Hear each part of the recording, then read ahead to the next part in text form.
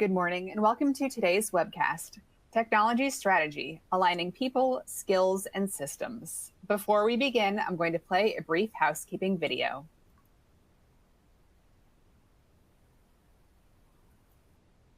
Welcome and thanks for joining us.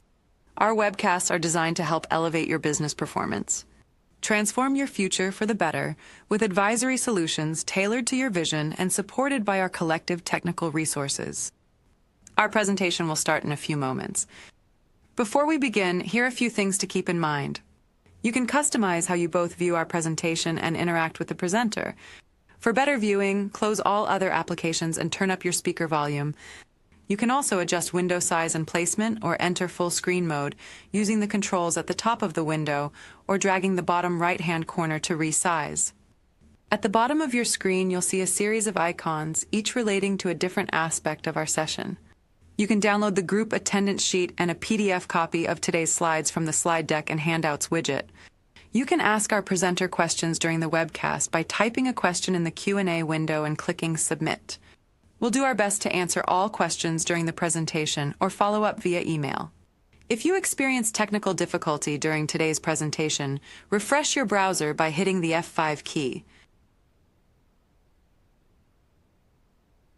As a reminder, the presentation you're about to see is not legal, investment, or accounting advice. We encourage you to seek the counsel of a professional service provider to apply this content to your specific circumstances. And before we get started, I wanted to share our big news that Moss Adams and Baker Tilly have joined forces to redefine accounting, tax, and advisory services for the middle market. It's really exciting, and you can read more about it on our website via the link in the slide deck and handouts widget. Today's session is the final in our three-part tech advisory series, Transform Your Technology into a Value Driver. If you missed or would like to rewatch any of the sessions, you may do so using the link in our slide deck and handouts widget. And with that, I'm pleased to introduce today's presenters. Chuck Andrews, Director on our Digital Advisory Services team, and Kevin Goergen, Senior Manager on our Digital Advisory Services team as well. Chuck has worked in IT and information systems consulting since 1995 with a focus on delivering complex consulting projects. He has extensive experience evaluating and implementing enterprise software systems, including enterprise resource planning, customer relationship management, learning management, and field service management. He is also specialized in system selection engagements with a focus on objective decision support and risk avoidance. Kevin has been providing ERP selection and implementation services since 2013. He has extensive experience managing complex technology projects from software selection through implementation with a track record of improving operational and financial performance. He provides business process re-engineering, software selection, project management, and ERP implementation services for his clients. And with that, Chuck, I'll turn it over to you. Thank you very much. I'd like to start with the agenda that we're going to cover today. And we're going to begin with a series recap of the first two sessions in the series, Enhancing IT ROI and Eliminating Tech Debt. From there, we're going to get into why alignment matters as it comes to people, process, and technology. We're going to talk about the evaluation of your current IT model for support and also capital projects, assessing your team, identifying gaps. We're going to talk about aligning roles and responsibilities, and specifically as it relates to the fact that this is an evergreen process and it's going to be evolving. And then talk about avoiding missteps when it comes to technology investment, including your human capital. So to recap the first webcast, Enhancing ROI from Tech Investments, the key objective there is understanding what you currently own, taking an inventory of all of those assets, and making certain you're getting what you're paying for from your vendor, and ensuring that you're considering all of the systems in your ecosystem. We run into a lot of situations where There are shadow systems that IT may or may not know about. The advent of the access of SaaS systems through the browser has made that a particular issue. And so a key there in enhancing your ROI is really understanding what you do have and how you're using it. Understanding again how those systems are utilized, who's adopting those systems, what are the pain points, and are any one of those components irrelevant? And again, taking a strategic look at that in terms of, am I getting the ROI out of each one of these components? And also, if I combine these components, can I get 1 and 1 to equal 3? And so for more details on that, if you didn't attend that session, we do have the recording links that we're going to provide in the deck that's going to be distributed today. So we've got our first polling question up. And this, again, goes back to the previous sessions of what system are you considering for value enhancement when you think about extracting more value out of any system that is in place at your organization. Is it ERP accounting, HRIS, CRM, field service, or could it be something industry specific? Maybe your EHR in the case of healthcare, BSS/OSS for our telecom folks, maybe for your grant management system or grant pursuit system for talking to nonprofits or foundations. And then finally, is it an operations system? So it looks like I've got about 40% on the response here. We'll give it a couple more seconds. I think too, if it's one of the industry specific or if it's operational specific, feel free to put that in the chat as well. Absolutely.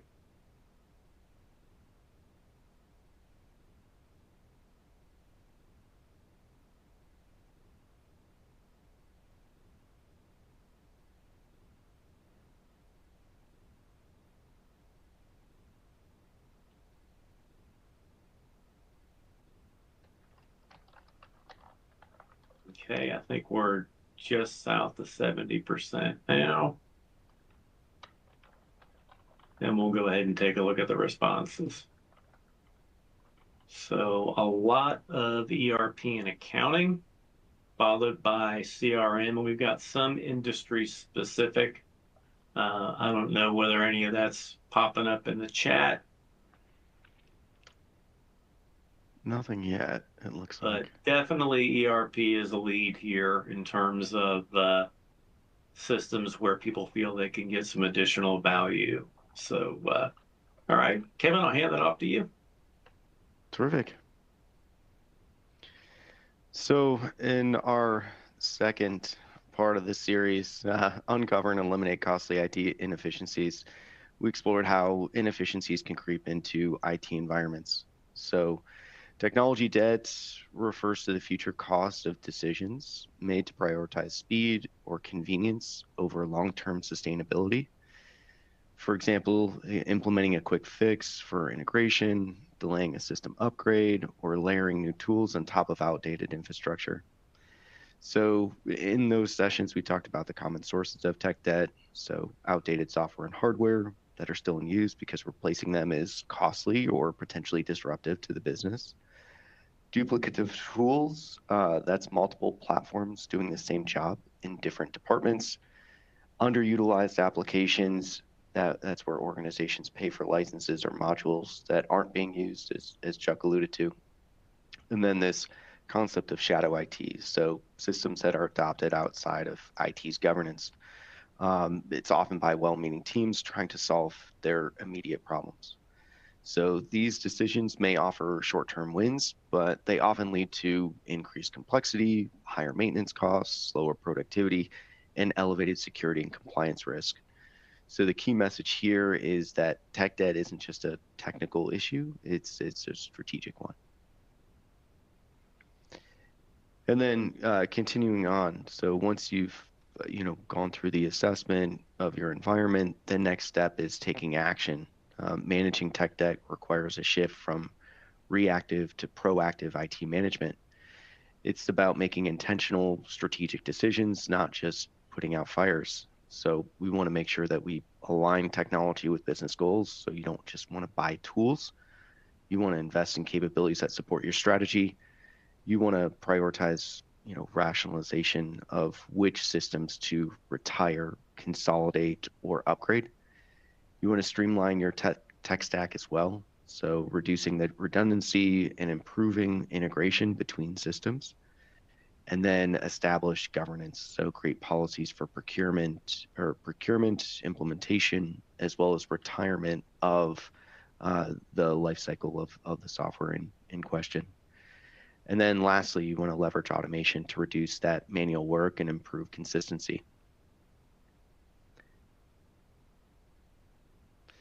Then we get to our polling question number 2. So what do you think is the most common source of technology debt in your organization? So we have outdated software, duplicative tools, underutilized applications, or unmonitored applications or systems. So I'll give you an opportunity to submit your responses.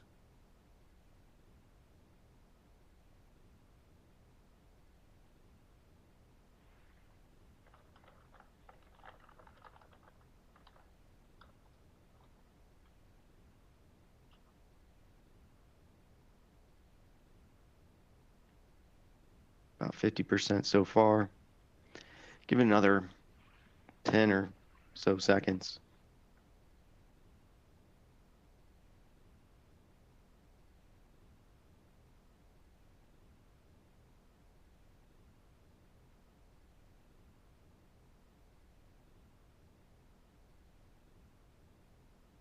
Okay. Oh, great. So it looks like a pretty close split between outdated software and underutilized applications. So this is interesting because usually when we ask, this question with executives, I do get a split. Outdated systems, they're running on platforms that are old. So sometimes they're 10, 15, even potentially 20 or plus years. And they're still going strong, right? Others say, the duplication of tools or applications, where they have potentially, maybe 3 project management tools because each department picked their own. And underutilized applications for sure. It's we bought software. We have an ERP system is a great example of this. We have so many modules that exist in our ERP software, but that we're paying for that maybe are underutilized or not utilized at all. And that's a pretty common occurrence. So the truth is every answer here is a symptom of potential misalignment, and tech debt grows when IT and business don't necessarily have shared priorities, or when talent isn't positioned to govern the technology decisions. So that's why alignment matters so much. And that kind of gets into our real core of our discussion today in terms of, why alignment matters in people, process, and technology. So today we're going to be looking at that next level. So, imagine you've actually cleaned up your tech stack. That's great. But if that talent supporting that tech stack is misaligned, or if IT is working at odds with business units, the same inefficiencies can creep back in. So the point here is that governance, structure and collaboration matter just as much as rationalizing systems. Alignment is what makes those cost saving efforts sustainable. So So we're living in a time where technology is evolving a little bit faster than most organizations can absorb. You have cloud, AI is big, cybersecurity threats, data analytics. These aren't just IT topics. They're actually boardroom conversations. So here's the catch. Most companies, they don't fail because they're lacking access to that technology. They're really not doing the best because they don't have alignment with their people, their skills, and their systems to actually use that technology effectively. So that's our focus for our conversation today. So think of it more like a mirror. How aligned are your people, your skills, and your systems with your strategy, and where might you need to pivot? So let's unpack this a little bit more. So technology investments fail for three main reasons: misaligned priorities, right? IT is working on one thing, business leaders are expecting another outcome. You have potentially confusion around roles, right? Who owns these digital initiatives? Is it IT? Is it the business units? Is it both? Or nobody? And then we have gaps in skills, right? Technology changes, but the workforce doesn't necessarily keep up. So alignment is a key point of differentiation. Definitely. I think also, Kevin, you were speaking to why these initiatives fail. I think more often than not that it is a people problem. At the end of the day, the technology is easy, but the alignment to the strategy, the agreement across the stakeholders, and the adoption that results from those being aligned is really where you're going to get the value. And I know that in our last polling question, I saw where underutilized systems was the biggest hit. And in that regard, if something's not being adopted, it's either misaligned or has not been championed. Both of those are people alignment issues. Definitely. Good deal. Good deal. So when you look at evaluating your current IT model, ultimately, I think the heart of that is the skills inventory. What skills do you have? What skills do you need? And I think that when you evaluate those skills, in addition to the hard technical skills that you're having to evaluate, I think that one of the biggest trends that I'm seeing is that you have to have business analysis skills on that team. With the adoption of cloud, we're seeing where the technology keeps getting easier. However, the alignment to the business is where the challenge lies. And so it's important as you're assessing that skills inventory, what exactly do we need? And let's not forget the soft skills either, because communication is a huge part of getting these projects to fruition and making certain that technology is adopted. Analyzing the team structure, centralized, decentralized, or hybrid. Also, in terms of what is being outsourced versus what you're doing internally. What partners are involved? What kind of cadence needs to happen there in terms of communication and understanding the skill set there so that you can understand where I'm relying on a partner for a skill versus what I'm bringing internally. And it's important to remember what you do need to own internally versus what your software as a service provider is bringing. You definitely want to identify gaps and competencies. Some examples there are cloud, cybersecurity, data analytics and visualization, and then ERP. And when we consider ERP, as with any system, you have to think about whether or not the individuals working on those particular projects understand the horizontal processes that are being covered by the system in question. Do they understand lead to cash? Do they understand source to settle? It's important questions to ask that, again, leans more into business analysis than technology, but the experts in these areas are becoming hybrid players, and it's important to understand that. And then the tools and methods you can use for that: skills matrix, surveys, and performance reviews. And a lot of this, you're basically building an organization here. It's not unlike organizational development for any other department. So what tools are at my disposal to do this? And also, how am I integrated to other departments where this is involved? Do I have IT talent within another department, or am I doing it centralized? An important distinction to make there in terms of your support model. So the next polling question is, what gaps do you see in the competencies within your organization. And we've got some of the big hitters here: cloud apps, cyber, data analytics and visualization, enterprise resource planning, business analysis, and artificial intelligence. Where do you see the gaps? I'm curious to see the results of this one. AI has just been such a dominant force lately and piquing a lot of people's interest.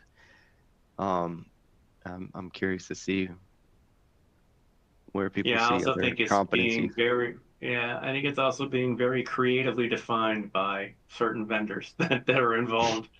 Yeah. It's just in terms of their marketing.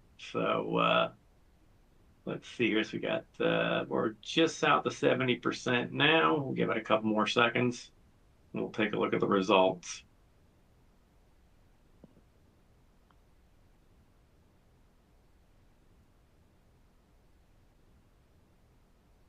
Okay. No surprise there. AI is the biggest hit, followed by business analysis. And to a degree, those two are running hand in glove. And then you have ERP is always a strong leader, data analytics, cloud applications. I'm glad to see that's down because I feel like the revolution to cloud is over.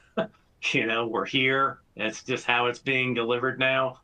And it's nice to see evidence that people are settling into that. And not that you're making it someone else's problem, but I feel like enabling cloud applications allows you to focus on the important aspect of the application.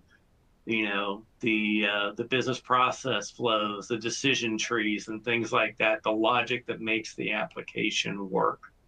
But getting back to artificial intelligence, we're getting a ton of questions about artificial intelligence in terms of how to roll it out, where it will add value, and more importantly, how to protect your organization from the solutions that you're using for artificial intelligence, as well as protecting your clients' data. As an accounting firm, we're acutely aware of that and have taken some pretty solid steps to ensure the tools that we use are insulated and remain in-house. Good deal. Let's see here. Yeah, it's a quiet bunch today. I was wondering if people want to put in the chat in terms of where they see skills or alignment with Definitely. AI. Be interested to hear. Definitely. So questions to ask when evaluating your IT talent. There's a few examples here. And again, it comes back to organizational design. First of all, are your roles aligned with current as well as future technology needs? If you look at your strategic plan for the organization and the technology roadmap that should be dovetailing on that strat plan, am I dealing with what's coming down the line in terms of future technology needs? Understanding that, and getting back to the AI topic, nothing's going to slow down based on what is happening with AI. Now that developers can code at a much more rapid rate, we're going to see geometric changes in the shift in the way applications are going to be functioning and what's going to be available for organizations, including if you are a private organization that is a profit-seeking organization. What are my competitors doing that I'm not? How are they getting leverage that I'm not getting? And so when you look at that in terms of your alignment, then you have to look at the right balance of technical and strategic skills. Do I have business analysts that get technology? Are they in the right place? Do they exist again in the department? Do they exist centrally? How are we addressing that? And then how adaptable is the team to emerging technologies? Are they able to grasp what's coming at them and ramp up? And again, the training here has to be evergreen in terms of the just the sheer speed that technology is moving today. And then what is our bench strength for critical roles? I mentioned earlier that if you have an outsourcing model, what do I need to keep within my organization? What are those critical roles? And more importantly, if I have bench strength in that area, how am I retaining that talent? Because everybody's fighting over the same people, and that's an important question to ask. Let me turn it over to Kevin for the next one. Thanks, Chuck. So aligning roles and responsibilities to evolving priorities. So if you hear this theme over and over, I think it's alignment in our session today. So because roles are evolving, I mean, yesterday's IT was about more so system administration, and today's IT is more about business enablement. So it means redefining our roles to be more strategic. For example, it means creating IT business partner roles that sit inside business units to translate those needs into technology solutions, or appointing maybe digital transformation champions or digital champions who drive adoption at the user level. It also means that we're going to need to update our job descriptions. So we see a lot of IT teams still recruiting for outdated skill sets, and if you want agility, you need to define those roles around capabilities like agile, DevOps, continuous improvement. This is a shift from keeping the lights on to enabling strategy, right? And so remember, this isn't just an IT problem. We want business leaders to co-own those roles. So responsibilities will stay aligned with overall business strategy and business priorities.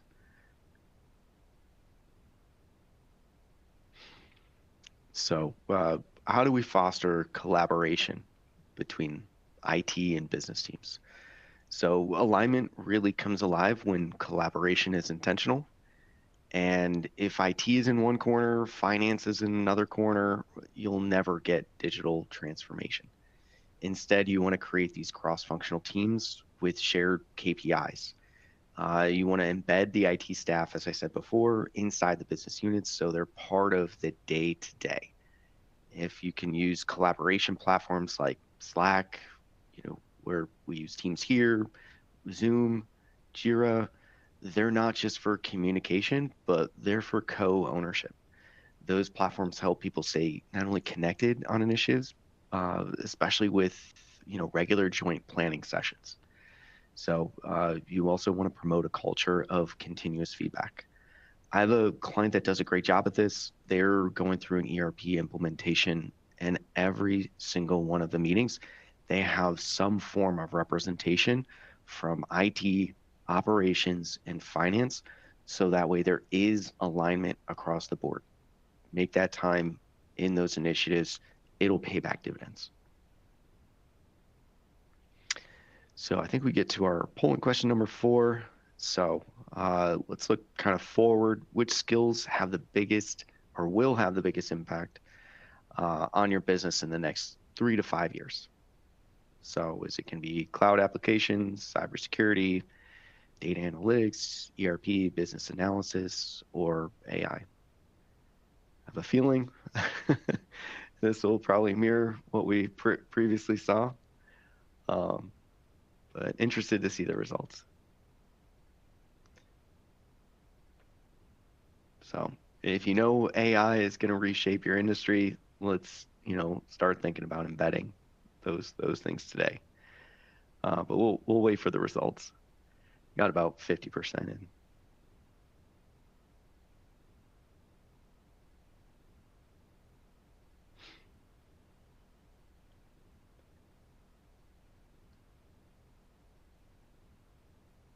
All right, about 5 more seconds.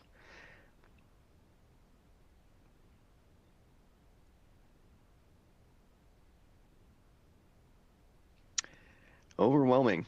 So artificial intelligence is 55% said that, 20% business analysis, and then 10% even split again with data analytics and ERP.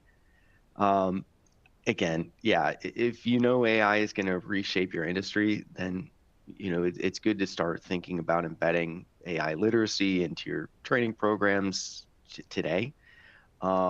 and and start formulating a hiring strategy that should kind of reflect those initiatives and those opportunities.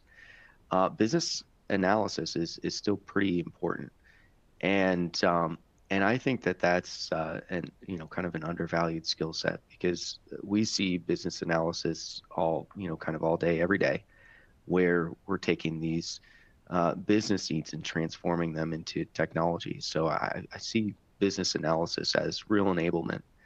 Um, and certainly we're still going to need ERP and data analytics in our day to day. Looks like cloud applications is still coming in, and no one's too concerned, I guess, about cybersecurity. I think maybe that's going to handle itself. But certainly we need to be vigilant on that front as well. So Definitely. um, I think also, Kevin, on the AI front, in addition to training people, I think policies are extremely important when it comes to AI. There are a lot of tools coming up, and I think we spoke earlier about the fact that anybody can access these tools from a website. And I think it's very important that not only do you consider the training on the artificial intelligence tool in terms of what it can bring in terms of value, but you also have to look at this from a policy perspective and understand that when content is fed to an AI engine, you need to understand where that content is going to be. Where is it going? Are you, and when you think about that, think about it not only in terms of client information, but also intellectual property. Where is this information going, and how can you control that? And taking a look at the contract that you're looking at there and understand, hey, if I use Copilot, what are they doing with this data? And what assurances do I have that this data does remain insular in my organization? yeah, and one of the other things that we're seeing is ERP systems in general are developing embedded AI and AI agents. So you're going to be seeing some of this roll out in, I'll say, the next gen of ERP systems to develop those intelligent insights, right? Asking a natural language question. But again, it's important to understand, where is it, what models is it leveraging? Is my data safe? Is it secure? Things of that nature, and making sure that you can leverage this capability behind certain firewalls, making sure that there's mitigated risk there. Definitely, definitely. Oh, let me back up one here. So taking the point that Kevin mentioned in the slide before that polling question, was he mentioned some tools and techniques, or in terms of collaboration pieces. And I think that when you look at collaboration, you can have the tools, but you also have to consider, what am I scheduling? What touch points are out there? And so when you look at regular joint planning sessions, I think that's extremely intelligent. As an example, as an organization, we realized early on that AI was going to be very impactful, but also that AI was going to pose a risk in terms of how data could be exposed. And as an organization, the organization that we're a part of, standing sessions were set up every 2 weeks so we could talk about how the AI tools we were using were being leveraged.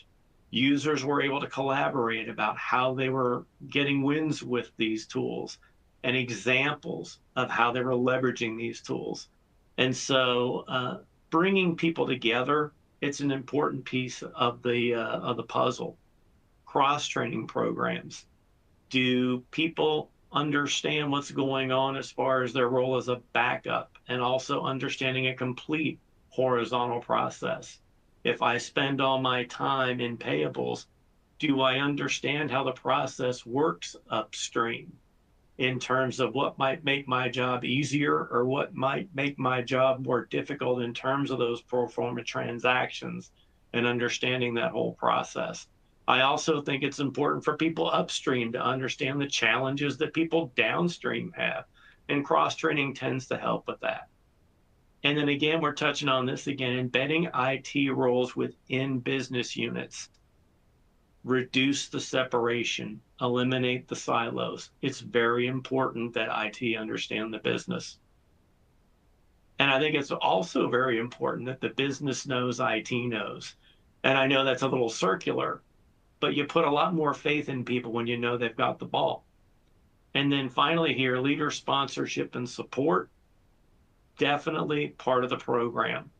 When it comes down to technologies that you find crucial to your business, leadership and sponsorship, not just not asking like a question, championing what needs to happen and making sure people understand why you're pursuing the technology and the value that it's going to bring. And so looking at some missteps that could potentially be avoided here, first and foremost, and we'll tick up that alignment word count one more time, lack of clear strategy and alignment. What exactly are we accomplishing here? What's going on in terms of the charter for what we're embarking on from a managerial perspective, from an executive perspective? Is our plan aligned? Is technology aligned with strategy? Understanding change management. And I think this is an important piece here where we mentioned earlier, people are the hardest part of the process. What changes is the organization encountering, and how are you enabling that change and making certain the organization can withstand that change? It's important to understand what the organization can withstand and digest, and managing that process. And a lot of this has absolutely nothing to do with technology and everything to do with understanding the organization and the people involved. Ignoring skill gaps and training needs. You have to have that evergreen. That has to be a priority. Poor communication between IT and the business. This is where misalignment will happen. And again, that communication needs to be evergreen. You need to be constantly reaffirming where you're going. What's the charter? And that has to be a repeatable communication. That cadence has to be there. So it's not a one-time event. It's definitely evergreen. And treating IT purely as a cost center. If you're not seeing the value and the leverage that you can get out of IT, then IT is not being regarded the way IT should be. It's about enablement. It's about outcomes, as Kevin alluded to earlier. And Kevin, I'll pass it off to you. Thanks, Chuck. I appreciate it. Yeah, so as Chuck mentioned, avoiding these common missteps. So how do we mitigate the risks there? So I just want to reiterate, you want to make the strategy explicit and visible, communicate it, repeat it, alignment, and repeat it again. And then change management, I think, can be really challenging for an organization if it's an afterthought. So you want to treat change management as part of every single project, not an afterthought. This is, to us, one of the most challenging aspects is the people side of the business. And then addressing those skill gaps proactively. So building those training paths, bringing in interim expertise or partners externally, that's going to help make sure that you fill those gaps and any sort of training needs that are required. And then creating a structured communication channel. So like a governance council for regular structured feedback loops. That's going to be really important in order to mitigate, again, risks associated with this. And then reframing IT as a value creator. This shift alone can unlock funding, it can unlock attention, as well as organizational support or rally support around, I'll say, your business goals and initiatives.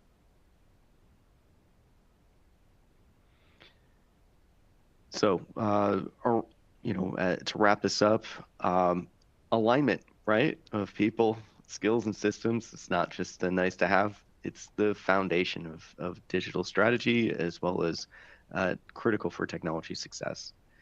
You want to be able to evaluate your IT model regularly, as we mentioned throughout this presentation.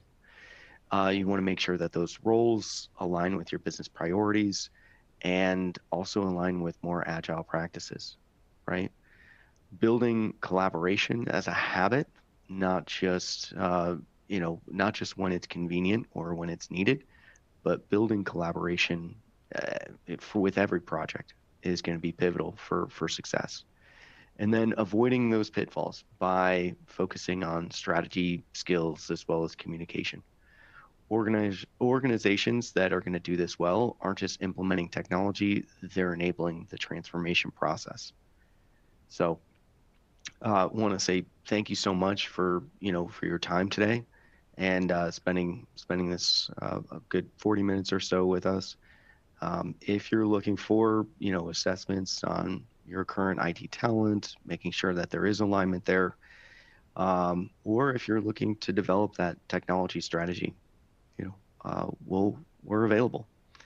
And so this is again the third part of our 3-part series, and you'll have the links in here to the prior 2 recordings. And since we finished a couple minutes early, we'll take any sort of questions in the chat if you'd like.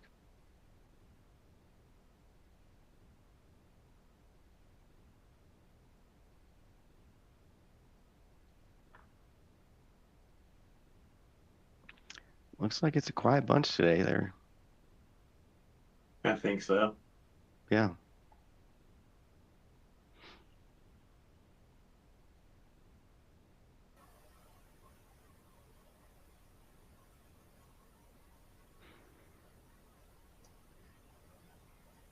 All right. Well, if you do think of any questions for our presenters, you can reach out to them directly. Their contact information is available in our speaker bio widget. And thank you so much, Chuck and Kevin, for a great presentation today. Here's a link to an online survey where you can provide feedback for today's presentation. Please take a moment to complete this survey, as your feedback is very important to us. Please also visit mossadams.com for future webcasts and other resources to help elevate your performance upward. And thank you again for joining us, and we hope you'll join us next time.